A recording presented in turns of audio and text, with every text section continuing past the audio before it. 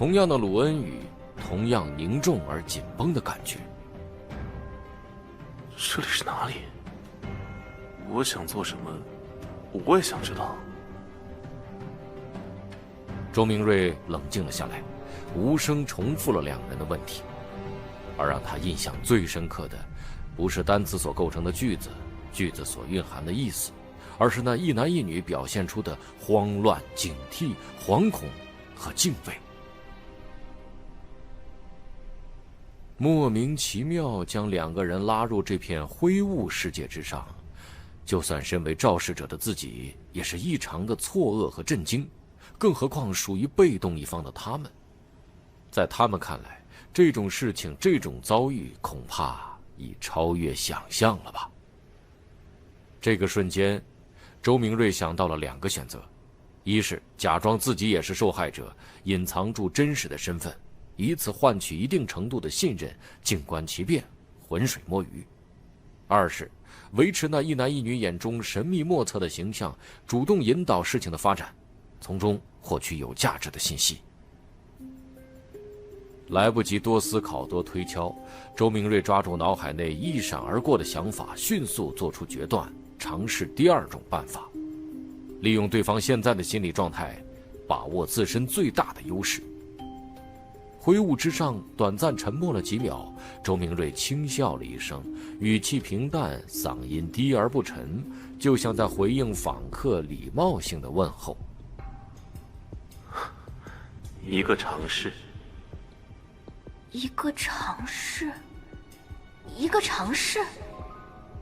奥黛丽·霍尔望着那被灰白雾气笼罩的神秘男子，只觉事情荒唐、好笑、惊悚、奇诡。自己刚还在卧室内梳妆台前，转头便来到了这满是灰雾的地方，这是何等的匪夷所思！奥黛丽吸了口气，露出无懈可击的礼节性笑容，颇为忐忑地问道：“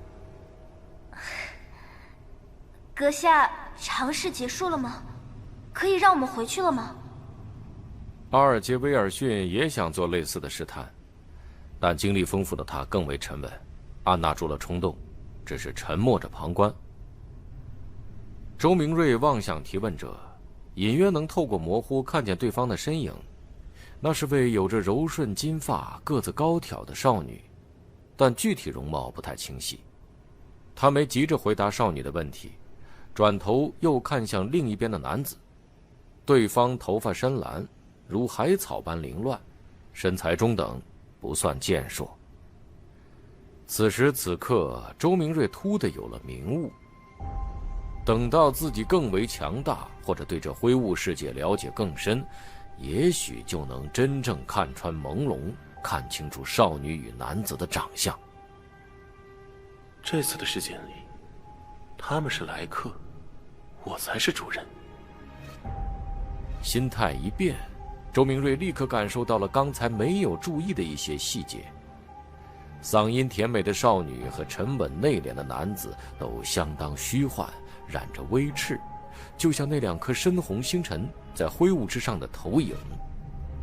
而这投影是基于自己与深红之间的联系，无影无形，但本身能真切把握到的联系。切断这个联系，投影就会消散，他们就能回归。周明瑞微不可见的点头，看向金发少女，轻声笑道：“当然，如果你正式提出，我现在就能让你回去。”听不出恶意的奥黛丽松了口气，相信能做出如此神奇事情的先生，既然给予承诺，那就肯定会严格遵守。精神稍有平复，他反倒没急着提出离开，碧绿的眼眸左右转动了一下，闪烁出异样的光彩。他忐忑期待，跃跃欲试般道：“这真是一次奇妙的体验。我一直期待着类似的事情，我是说，我喜欢神秘，喜欢超越自然的奇迹。啊不，我的重点是，我的意思是，阁下，我该怎样做才能成为非凡者？”他越说越是兴奋，甚至激动得有点语无伦次。小时候听长辈们讲种种奇闻怪谈时萌芽的梦想，似乎终于有了实现的曙光。不过几句话的功夫，他已将之前的害怕和惶恐遗忘于了脑后。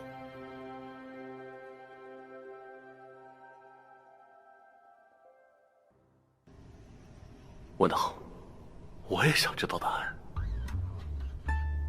他开始思考该用怎样的回答维持神秘莫测的形象。与此同时，他觉得这样站着对话显得有点 low。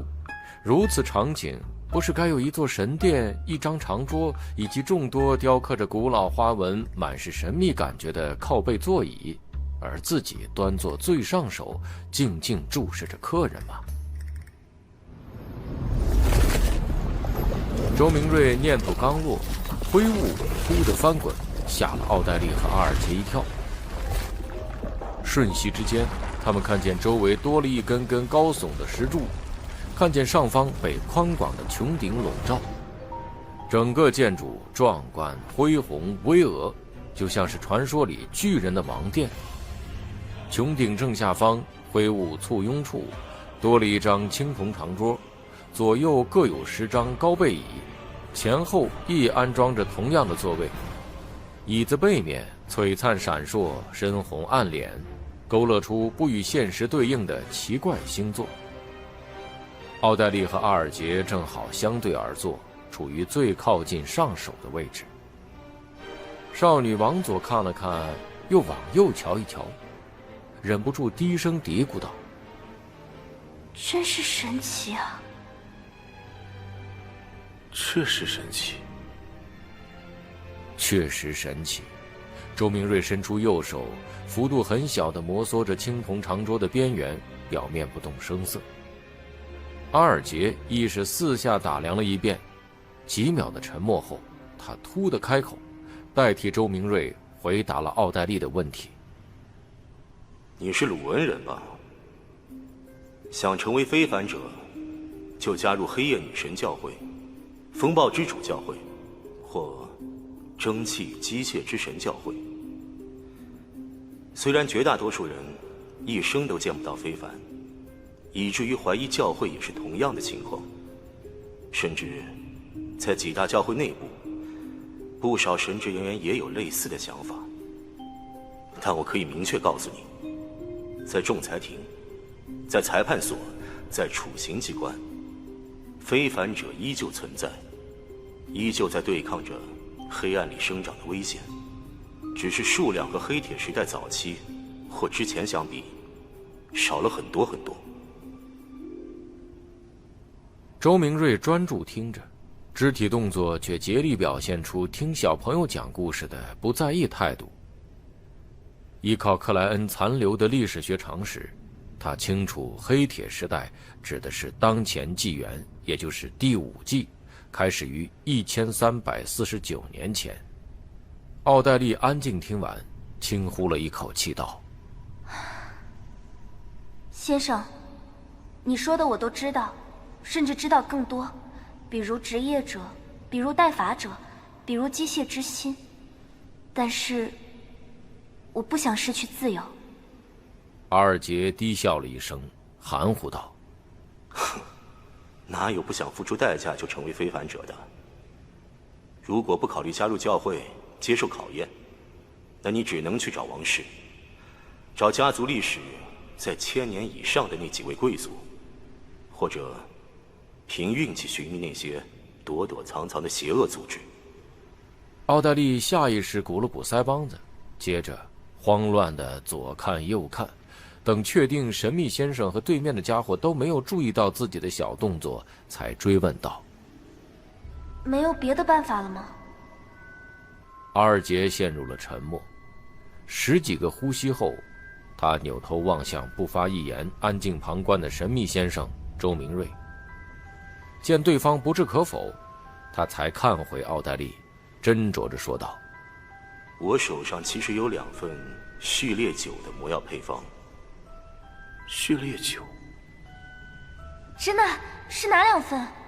奥黛丽明显很清楚序列酒的魔药配方代表着什么。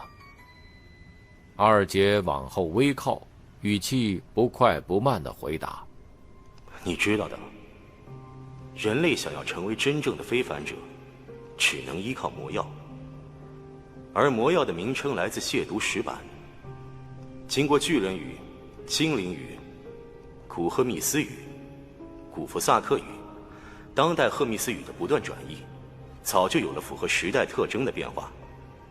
名称不是重点，重点是它能否代表这份魔药的核心象征。我手中的序列酒配方，一份叫做水手，它能够让你拥有出色的平衡能力，哪怕在暴风雨笼罩的船上，也能自由行走入大地。你还能获得卓越的力量，以及隐藏于皮肤下的幻灵，这会让你像鱼一样难以被抓住，在水中灵活的仿佛海族，哪怕不用任何装备，也能轻松的潜水至少10分钟。听起来很棒啊！风暴之主的海卷者。奥黛丽半是期待，半是求证的反问：“在古代，它确实叫做海卷者。”阿尔杰没做停顿，继续说道：“第2份序列酒配方叫做观众，至于古代怎么称呼，我就不知道了。这份魔药能让你得到出众的精神和敏锐的观察力。我相信你看过歌剧和戏剧，能明白观众代表的意思。像旁观者一样，审视世俗社会里的演员，从他们的表情、他们的举止、他们的口癖、他们不为人知的动作，窥见他们真实的想法。”说到这里，阿尔杰强调了一句：“你必须记住，不管是奢靡的宴会，还是热闹的街头，观众永远只是观众。”奥黛丽听得眼睛发亮，好半天才道：“为什么？哎，好吧，这是后续的问题。我想我喜欢上了这种感觉。观众，我该怎样获得观众的配方？用什么和你交换？”阿尔杰像是早有准备，沉声回答道：“鬼杀的血，至少100毫升鬼杀的血。”奥黛丽先是兴奋点头，继而担忧问道：“那如果我能拿到，我是说如果，我该怎么给你啊？又该怎么保证你拿到鬼杀血后，将魔药的配方给我，以及这份配方的真实？”阿尔杰语气平常道：“我会给你一个地址，等我收到鬼杀血，就回寄配方给你，或者直接在这里告诉你。至于保证，我想如果有这位神秘的阁下做见证，你和我都会足够放心。”说这句话的时候，他将目光转向了端坐上首的周明瑞。“阁下，您能拉我们来到这里，拥有我们无法想象的伟力。您做的见证，不管是我还是他，都不敢违背。”对。奥黛丽眼睛一亮，激动赞同。在他看来，手段让人无法想象的神秘先生，确实是足够权威的见证。自己和对面的家伙哪有胆量欺骗他？奥黛丽半转身体，诚恳望向了周明瑞：“阁下，请您做我们交易的见证。”这个时候，他才发现自己竟然一直遗忘了某个问题，太不够礼貌，忙又问道：“阁下，我们该怎么称呼您？”阿尔杰微微点头，跟着庄重问道：“阁下，我们该怎么称呼您？”周明瑞听得愣了一下，放在青铜长桌上的手指轻轻敲动起来，脑海内忽然闪过了之前占卜的内容。他往后一靠，收回右手，食指交叉着抵于下巴，微笑看着两人道：“你们可以称呼我为……”说到这里，他顿了顿，语气清和而平淡地开口：“愚者。”